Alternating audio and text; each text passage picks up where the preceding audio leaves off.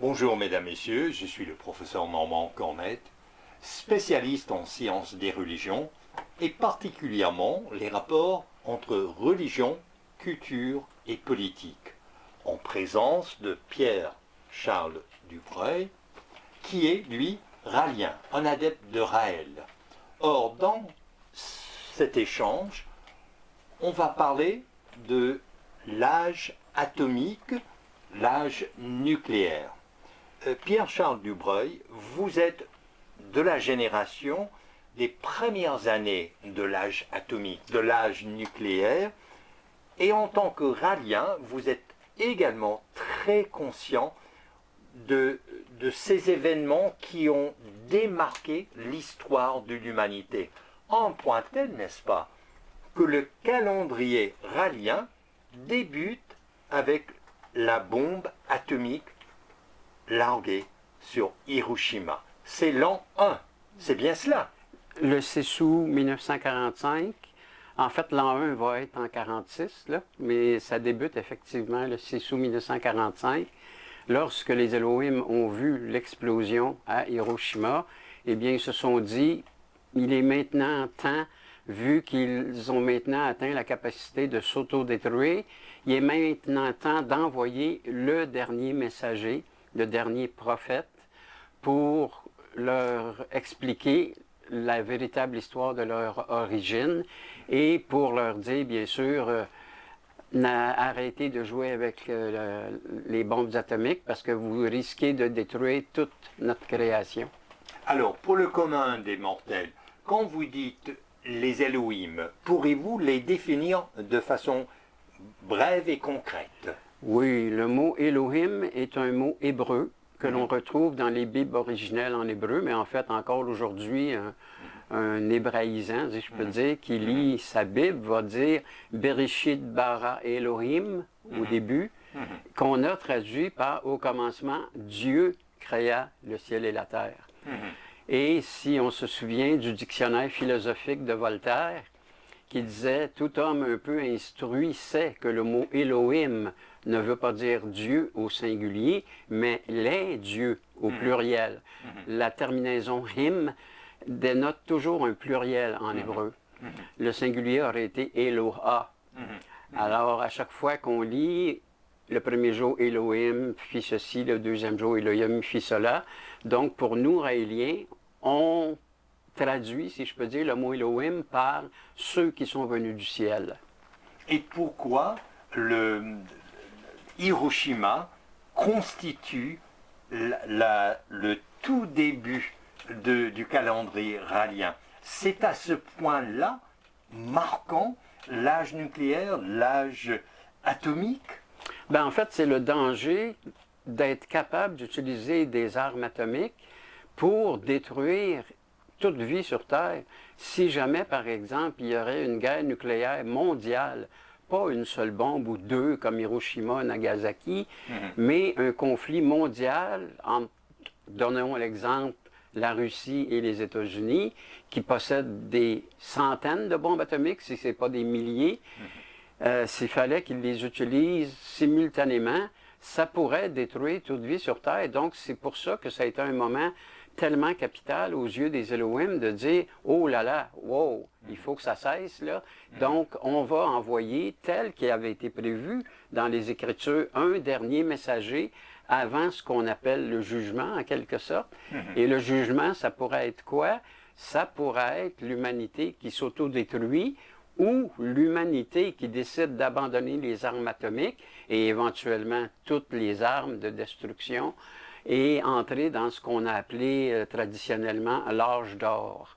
Est-ce que ça veut donc dire, Pierre-Charles Dubreuil, que pour vous, en tant que rallien, l'Apocalypse dont on parle dans les écritures hébraïques, dans les écritures chrétiennes et dans plusieurs des religions, disons monothéistes, pour vous, l'Apocalypse est foncièrement en phénomène atomique nucléaire? En fait, le mot apocalypse, tout le monde le sait. Chez les Américains, Américains anglophones, excusez-moi, le livre de l'Apocalypse en anglais, on appelle plutôt ça le livre de la révélation de Jean. Donc, le mot apocalypse signifie simplement, en grec, apocalypsis, révélation. Et quelle est cette révélation? Eh bien, c'est la révélation, entre autres, que Raël nous apporte, qui est aussi combinée avec le livre de Jean, puisque dans un des livres de Raël, il y a un message précis de Yahvé qui donne des explications de l'Apocalypse de Jean, mais adapté à notre époque. Donc, pourriez-vous nous définir pour le commun, encore une fois, pour le commun des mortels, Yahvé, pourriez-vous le définir? Yahvé, qu'on retrouve dès les premiers récits de la Genèse. Au début, on commence par seulement Elohim. Ensuite, on voit Yahvé Elohim très souvent. Et en anglais, on traduit par The Lord God, ou en français, le Seigneur Dieu. Alors moi, à chaque fois que je vois Lord ou Seigneur, je comprends Yahvé Elohim. Et on sait que chez les Hébreux, qui n'ont pas le droit de prononcer le nom Yahvé, on remplace cela par Adonai. Mais curieusement, le mot Adonai lui-même est un pluriel. Si on avait voulu mettre un singulier, ça aurait dû être Adon. Donc, c'est quand même curieux que même là, on utilise un pluriel pour représenter Yahvé. Et qui est Yahvé pour un Raélien? C'est un être humain comme vous et moi, qui est biologique, qui est composé de chair et de sang. Il n'y a rien de surnaturel dans ce personnage-là. Et selon la Bible, Yahvé, et selon les Raéliens, disons, c'est le président du Conseil des Éternels sur la planète des Éternels Elohim. Donc, pour vous, en fait, là, vous enchaînez en disant que Yahvé, on ne peut pas le prononcer, c'est donc l'indicible. C'est le nom indicible. Ça, c'est le côté mystique que les humains ont ajouté, je dirais, au nom Yahvé. Parce que Yahvé, comme moi, je m'appelle Pierre-Charles, et lui s'appelle Yahvé. Shema Israël, Adonai Eloheinu, Adonai Echad. Écoute Israël, le Seigneur ton Dieu est un seul Dieu. Mais en hébreu, c'est Yahvé. Yahvé est un seul Yahvé. Pourquoi? Il y a un seul Norman Cornett, il y a un seul Pierre-Charles Dubreuil, et il y a un seul Yahvé. Il n'y a rien de mystique ou de surnaturel là-dedans. Là. Alors, c'est pour ça que ceux qui disent « Ah, l'indicible, l'innommable », pour nous, ça n'a pas rapport. Là. Et est-ce que je comprends bien que l'idée de l'Apocalypse chez les Raéliens, c'est à la fois les écritures hébraïques, voire les écritures chrétiennes, comme le dernier livre du Nouveau Testament s'intitule justement l'Apocalypse. C'est donc une fusion, une synthèse de la Bible et des enseignements de Raël.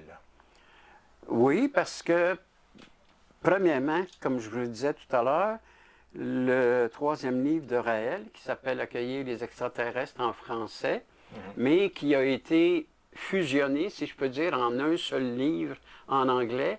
Le livre anglais contient 3 livres et qui s'appelle maintenant « Intelligent Design, Message from the Designers ».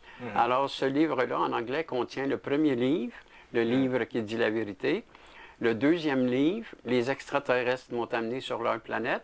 De Raël, toujours. Toujours Raël. Et le troisième, qui est Accueillir les extraterrestres, dans lequel on trouve une partie spécifique qui s'intitule Message de Yahvé aux hommes de la Terre, l'apocalypse du conflit nucléaire final. Or, quand vous parlez des bombes atomiques, Hiroshima, Nagasaki, est-ce que je comprends par cela que vous êtes pacifiste? Absolument, totalement non violent. La violence, c'est quelque chose de tout à fait exclu dans le mouvement raélien. Et naturellement, on souhaite que l'humanité adopte la même position, en quelque sorte. Une des chansons de Raël se termine en disant je vous demande de mieux vous aimer, je vous demande de cesser les guerres. Alors, la fameuse prophétie biblique, je crois que c'est Isaïe, à la fin des temps, les hommes vont fondre des arbres et en faire des fossiles pour cultiver la terre. Alors, c'est une vision tout à fait pacifique et c'est absolument la position du mouvement raélien face au futur de l'humanité. On va devoir passer par une transition, c'est évident, c'est pas facile à imaginer pour bien des gens, un monde qui ne parle que de guerre, que d'augmenter les budgets militaires pour pouvoir se défendre. Moi, je trouve ça tellement aberrant, là. Pourquoi ne pas essayer de discuter comment se débarrasser des budgets militaires pour créer du bien-être chez les gens plutôt que de faire la guerre? Donc le pacifisme fait partie intégrante du mouvement raélien. Absolument. Absolument. Or, ce qui m'a attiré, c'est en arrière de vous, paix, amour, méditation. Méditez avec nous 1 minute pour la paix. Donc, vous êtes autant militant pour la paix, voire le pacifisme, que pour le mouvement raélien? En fait, je dirais, et Raël l'a déjà dit lui-même, il est plus important actuellement de méditer pour la paix et de sauver l'humanité que de discuter est-ce qu'il y a un Dieu, est-ce qu'il n'y a pas de Dieu, est-ce que c'est des extraterrestres. Ça, c'est secondaire. Actuellement, l'urgence, c'est de méditer pour éviter l'autodestruction de l'humanité dans une guerre nucléaire. Et pour ça, les Raéliens se réunissent à différents endroits, dans différentes villes, des petits groupes, et ils invitent les gens à méditer 1 minute pour la paix. Raël disait, pouvez-vous méditer au moins 1 minute? Pas plus que ça, là. 1 minute pour la paix mondiale. Il me semble que c'est la moindre des choses. Et ce que Raël explique, c'est que notre cerveau a un pouvoir énorme d'envoyer des ondes, des vibrations qui vont influencer les gens à être plus pacifiques. Est-ce que c'est la raison que Raël se trouve actuellement au Japon? Ça, je ne pourrais pas dire, il faudrait lui demander personnellement, là. Probablement que les Japonais, premièrement, sont des gens très, très respectueux de Raël, contrairement à ce qui est arrivé dans les pays francophones. Et c'est des gens, on connaît l'image du Japonais là, qui s'incline toujours. Aïe, aïe, aïe. Donc, ils sont très polis aussi.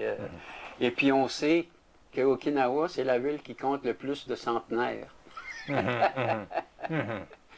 Bon, mais Pierre-Charles Dubreuil, merci d'avoir partagé avec nous votre point de vue et celui des Raéliens sur l'âge atomique, l'âge nucléaire et l'apocalypse vis-à-vis le pacifisme et le mouvement actuel pour la paix. Et vous pourrez retrouver Pierre-Charles Dubreuil sur sa page Facebook.